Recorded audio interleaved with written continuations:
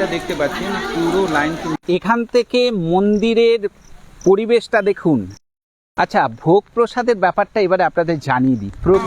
খুব সুন্দরভাবে পুজো দিতে পারলাম। আচ্ছা, ইয়েটা ভর্তি করবো বলে ঠিক জল দিয়ে শেষ করছি। আর পঞ্চপাণ্ডবরা এখানে এসেছিলেন।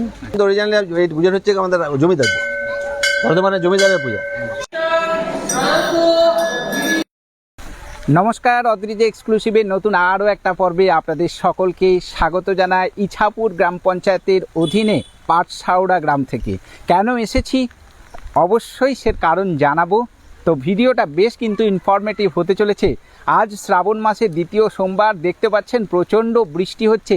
দুর্গাপুরের মধ্যে এত সুন্দর একটা যে শিবের মন্দির আছে, সেই মন্দির আপনাদেরকে দর্শন করাবো। অর্থাৎ আজকে আমরা আপনাদের বাবা ভীমেশ্বর শিবের মন্দির দর্শন করাতে চলেছি, যেটা ইছাপুরের পাটশাওড়া মানে যে গ্রাম রয়েছে সেখানে রয়েছে। তো মন্দির খোলা বন্ধের সময়সীমা তো জানাবই, আর তাছাড়া আপনারা এখানে জল ঢালার জন্য কি নিয়মকানুন রয়েছে, ভোগ প্রসাদ কীভাবে পাবেন, ভোগ প্রসাদের নিয়ম কি আছে, আর পুরো মন্দির চত্বরটা ঘুরে তো দেখাবো। সমস্ত কিছু ডালি সাজিয়ে আজকের এই পর্বটা আপনাদের জন্য নিয়ে এসেছি। আশা করছি আজকের পর্বটা আপনাদের বেশ ভালো লাগবে। যদি ভালো লাগে অবশ্যই লাইক করবেন, কমেন্ট করবেন, আর গুরুজনদের সাথে কিন্তু ভিডিওটা শেয়ার করে দেবেন, যাতে বাড়িতে বসে সকলেই এই ভিডিওটা দেখার সুযোগ পায়। তো চলুন, যারা চ্যানেলে নতুন এসছেন অবশ্যই চ্যানেলটাকে সাবস্ক্রাইব করে পাশে থাকা নোটিফিকেশান বেল আইকনটি প্রেস করে দিতে ভুলবেন না। তো অনেক বক হয়ে গেল, চলুন এবারে এখান থেকে ভিডিও পর্বটা শুরু করা যাক। মন্দিরের প্রধান প্রবেশদ্বার, আর এই দিক দিয়ে ভিতরে প্রবেশ করলেই প্রথমেই পাবেন শিব মন্দির, আর ঠিক তার বাঁ দিকে পড়ছে এখানে মায়ের মন্দির। আর এখানে ঠিক তার ডান দিকে এই জায়গাটাতে রয়েছে যে প্রাচীন 5000 বছরের যে মন্দির, সেই মন্দিরের ধ্বংসাবশেষ। আর ঠিক তার এই দিকটাতে আপনারা দেখতে পাচ্ছেন যে একটা কুয়ো রয়েছে, যেখানটাতে বাবার মাথায় জল অভিষেক করার জন্য এখান থেকে কিন্তু জল নিয়ে কিন্তু আপনারা জল ঢালতে পারবেন। আর এই সবুজ শান্ত নিরিবিলি স্নিগ্ধ পরিবেশ আপনাদের পুরোটাই ঘুরে দেখাবো, সঙ্গে থাকবেন অবশ্যই।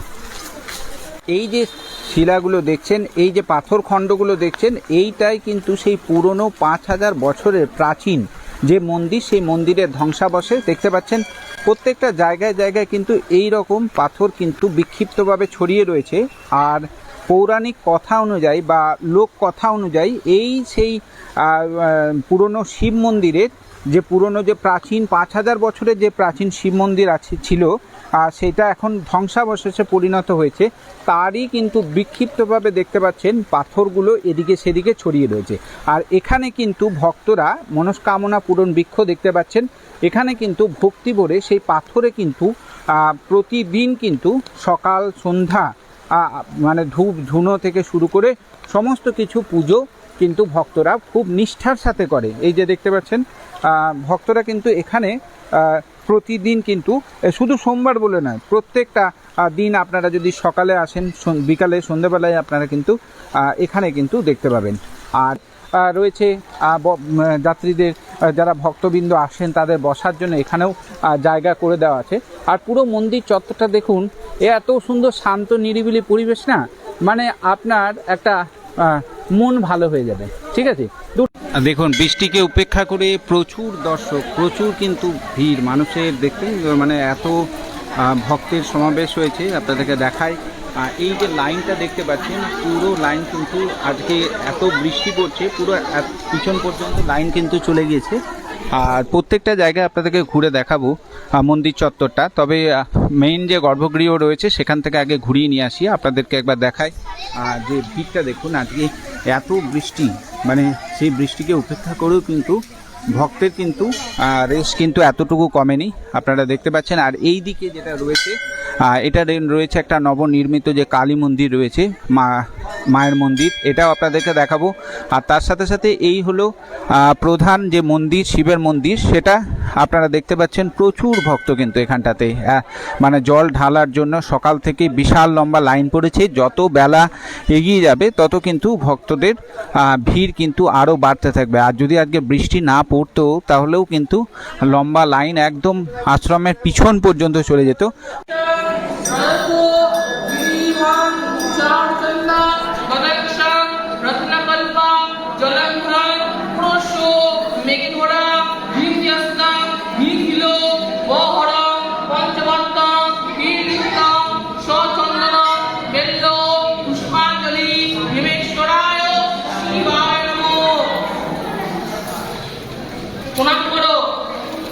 রয়েছে একটা বৃক্ষ, সেখানেও দেখছি অনেকেই পুজো করছে। এই জায়গাটা আপনাদেরকে দেখাবো। এই যে দেখতে পাচ্ছেন। আর সব থেকে বড় হচ্ছে এই মন্দির যেরকম প্রাচীন, প্রায় 5000 বছরের পুরনো এই প্রাচীন মন্দির, তেমনি জাগ্রত মন্দির। হ্যাঁ, এখানটাতে দেখায় আপনাদেরকে এই বৃক্ষতলে। হ্যাঁ, দেখতে পাচ্ছেন এখানেও কিন্তু অনেকেই কিন্তু পুজো চলছে এখানটাতে। কিসের মন্দির রয়েছে ওটা? শনি মন্দির। এটা শনি মন্দির রয়েছে। হ্যাঁ, দেখিয়ে দিই আপনাদেরকে, চলুন একবার।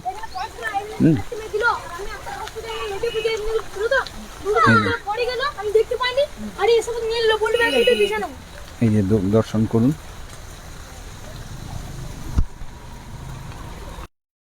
আজকে এই বৃষ্টিমুখর দিনে, ঠিক আছে, মানে দুর্দান্ত একটা জায়গায় এসে উপস্থিত হয়েছি। আমি বর্তমানে রয়েছি ইছাপুর গ্রাম পঞ্চায়েতের অধীনে পাটশাওড়া গ্রামের বাবা ভীমেশ্বর শিব মন্দিরের। এত সুন্দর একটা আধ্যাত্মিক পরিবেশ, মানে মন ভালো হয়ে যাবে। এই মন্দিরে আসলে কিন্তু এই জিনিসটা আপনাদের কিন্তু উপরি পাও না।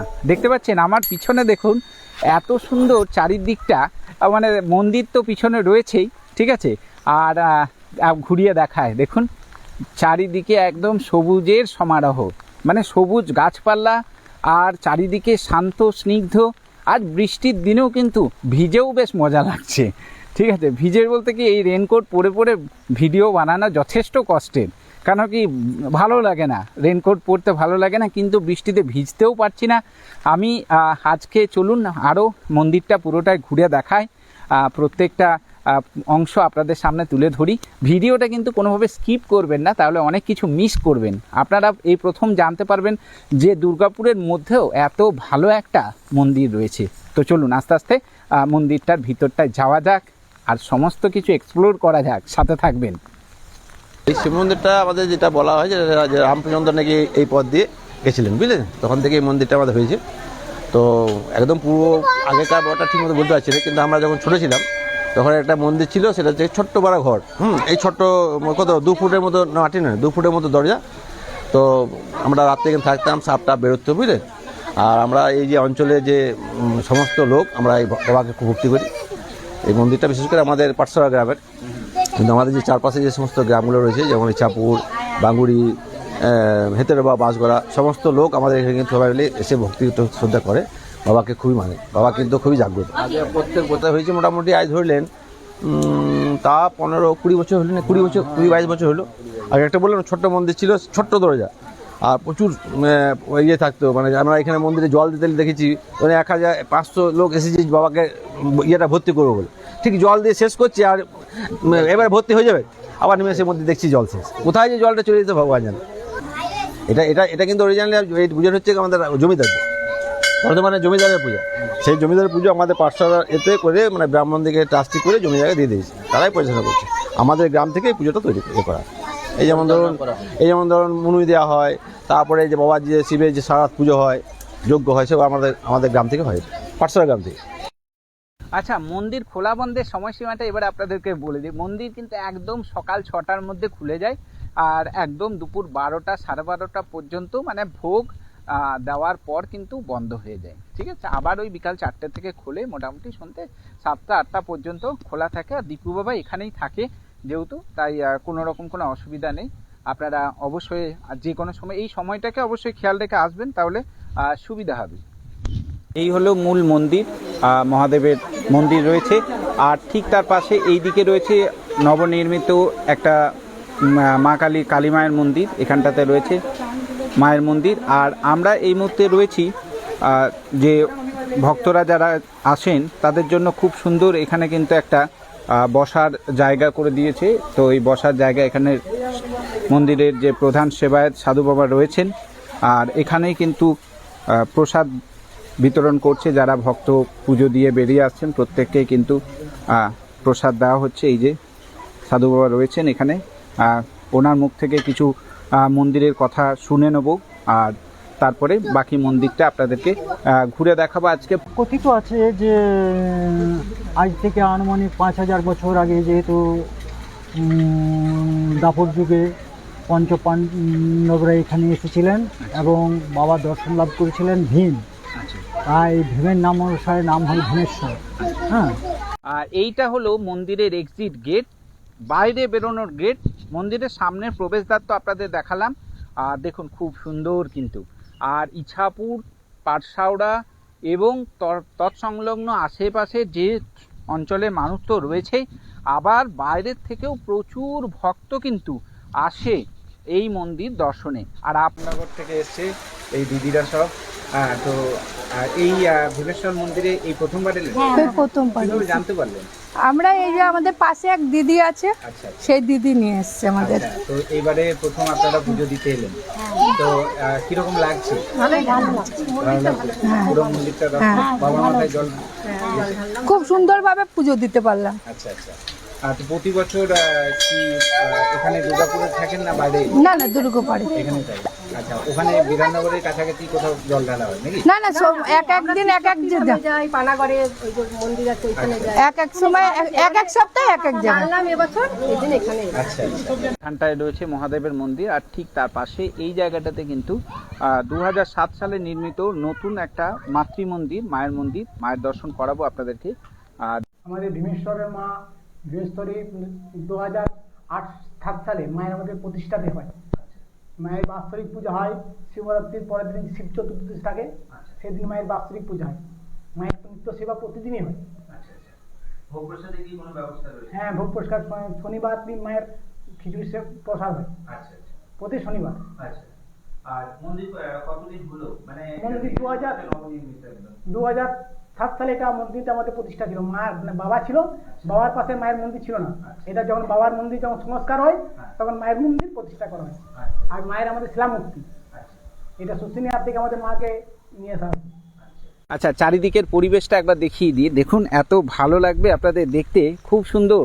আর আজকে বৃষ্টি পড়ছে, বর্ষার দিন, এত সুন্দর চারিদিকে সবুজ হয়ে আছে, পুরো একদম চারিদিকটা দুর্দান্ত লাগছে। শ্রাবণ মাসের দ্বিতীয় সোমবার। আমরা, এটা রয়েছে পিছনের এক্সিট গেট, আর এই দিকটা সোজা চলে যাচ্ছে রাস্তা।